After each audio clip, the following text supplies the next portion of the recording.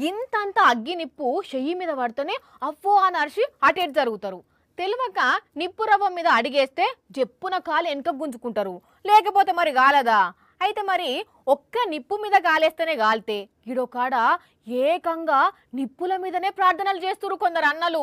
వామ్మో చూసిండ్రానుల్లా బగబగ మండే నిప్పులు ఎట్లున్నాయో, దీంట్లో గిట్లా కాలేసిండ్రా అంటే కమిలిపోయి కాలిపోవాల్సిందే.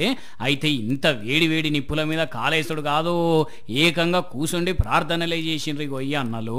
ఇట్లా ఒక్కలే కాదు, మళ్ళా ఒకరెనుకొకరు వచ్చి చాలా మందే చేసిండ్రు.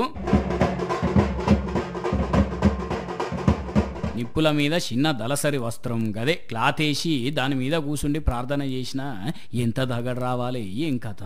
అయితే వీళ్ళకి ఇది 100 ఏళ్ళ ఆచారం అట. ప్రతి ఏడాది ఇట్లనే జరుపుతుంటారట. అనంతపురం జిల్లా ఉరవకొండలో చిన్న పీర్ల పండుగ ఇది. ఇట్లా అన్ని ప్రార్థనలు అయిపోవడంతోని నిప్పుల మీద నమాజ్ చేస్తారట. ఇక దీన్ని చూసేదందుకు మస్తు మంది వచ్చిండ్రు. కానీ పీర్లను పట్టుకొని గుండంలో దునుకుతుంటారు చాలా జాగల్లా, కానీ ఇక్కడ మాత్రం ఇట్లా నిప్పుల మీద ఏకంగా నమాజే చేస్తున్నారు ఈ అన్నలు.